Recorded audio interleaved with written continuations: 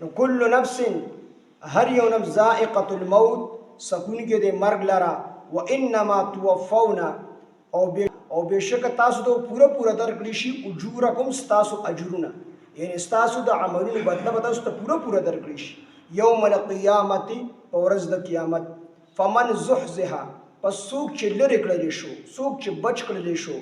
عن النار د ورنه وادخل الجنة او داخل کړی شو جنت ته فقد فاز نو په تحقیق سره دی کامیاب شو دا د کامیابی تعریف شو چې کامیابی څه ته ویلی شي فمن زحزح عن النار وادخل الجنة فقد فاز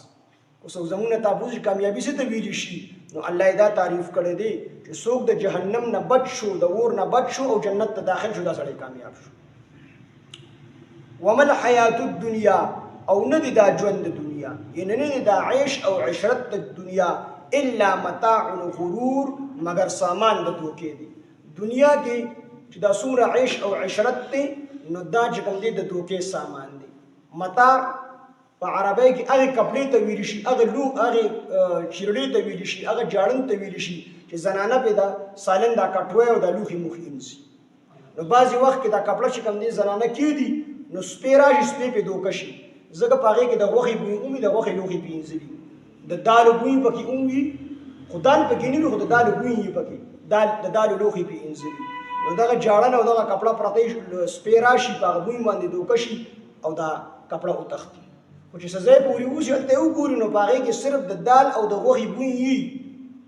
خو دال او غوخه پکې نه وي دا سپې په دوکشي دک شان دی دنیا ته متاع ویل دي دا د لوغو کپڑا ده په دې دنیا کې د عزت بوی شته او عزت پکې نشته د خوشحالۍ بوی پکې شته د خوشحالي پکې نشته په دې وجه انسان په دې باندې دوکشي نبی علیه الصلاۃ والسلام چې کله معراج ته تون یو بوډۍ ښځه له مخې ته راغله چې کله د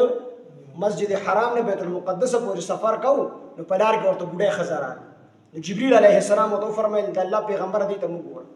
بیا له مخې ته یو بوډا سړی راغی ویده ته التفات مه کوه ده ته موږ ګوره چې نبی علیه السلام لړ تپوس د جبرئیل امین نه دا څوک و دا بوډۍ ښځه بوډۍ وه د پاسه په شال او خپل شکل د ځوانانو جوړ کړی وي د الله پیغمبره دا دنیا ده او دا څومره بوډۍ ده چې دا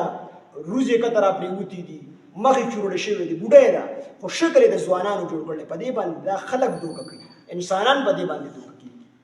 او د دې دا لږ عمر پاتې څومره چې د بوډۍ عمر پاتې دی دومره د دنیا عمر پاتې دی څومره چې د بوډۍ ډېر عمر تېر شوی دی دومره د دنیا ډېر عمر تېر شوی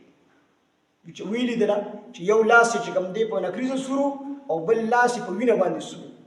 وي تپوس یې وکړو چې ستا دا یو لاس په نکریزه سور دی بل په وینه سور دی دا ولې وي د نکریزې دا لاس انسان ته داسې مخامخ کړمه نو په ما باندې دا انسان دوکه شي دا بنده دوکه شي چې کله زما خواله راشي په دې بل لاس دې زه دومره تېزه څپېړه وباسمه چې د هغه د مخ نه وینه راوځي د زنکدن په حالت نو دې بیا چغې وي خو دې په دنیا باندې دوکه شي د دنیا دا ژوند دوکه ده ومن حیات الدنیا او نه دی دا ژوند د دنیا الا متاع الغرور مگر سامان د دوکې دی موږ تاسو ګورو د چا ګیرې سپینې شوي دي او د چا هغه په سپینېدو دي او په دې عمر باندې موږ تاسو نه یو پوه شوي زه په خپله چې سوچ کوم زما تقریبا 22 کاله خو شم عمر دی نو زه هم دا پرون هغه وړوکوالی غار سو په یو پړک کې چې کوم دی تېر شو استاد یې دې نه تپوس وکړ نو دوی څومره عمر دنیا کې تېر کړو خو دا په یو پړک باندې تېر شو دوی پې نه دي پوه شوي ماما نه تپوس وکړئ نو دی به هم په دې عمر باندې نه پوه شي نو دا ټول د دوکې سامان دي د دنیا چې څومره عیش او عشرت دی عمر دی خوشحالۍ دي دا ټول د دوکې سامان دي